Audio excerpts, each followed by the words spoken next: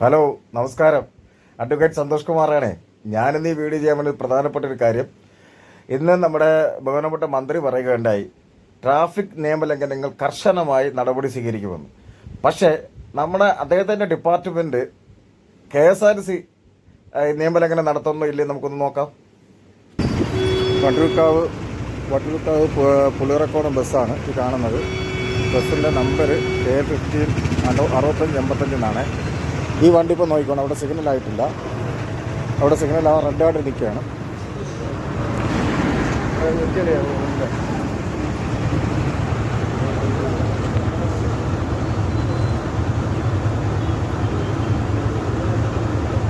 Red സിഗ്നലാണ് അവിടെ.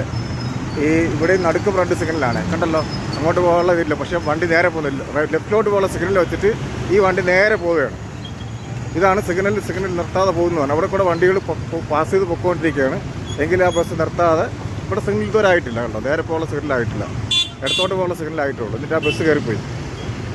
ഈ നിയമലംഘനം മന്ത്രി കാണണം. ഇതും നിയമലംഘനം കണ്ടോ. അവിടെ സിഗ്നലാവും, ഇപ്പോൾ സിഗ്നലായി, പക്ഷെ അതിനു മുമ്പ് ഈ വണ്ടി ഇവിടെ നിർത്തോട്ട് പോയി. ഇത് എല്ലാ ദിവസവും രാത്രിയിൽ മിക്ക സ്ഥലങ്ങളിൽ നടക്കുന്നതാണ്. മിക്ക സ്ഥലങ്ങളിൽ ഞാൻ പല സ്ഥലത്തും ഇത് ശ്രദ്ധിച്ചിട്ടുണ്ട്. KSRTC ബസ് ഡ്രൈവർമാർ ബസ് നിർത്താറില്ല സിഗ്നലിൽ. ലെഫ്റ്റിലോട്ട് പോകാനുള്ള സിഗ്നൽ ആയപ്പോൾ തന്നെ അയാൾ നേരെ പോകുന്ന ആൾ ലെഫ്റ്റിലോട്ട് എടുത്തിട്ട് നേരെ കൊണ്ട് നിർത്തും.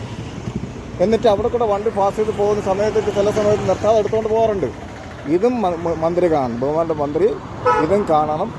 ബാക്കിയുള്ള സാധാരണക്കാർ മാത്രമല്ല, സാധാരണ ജനങ്ങൾ മാത്രമല്ല നിയമം പാലിക്കേണ്ടത്.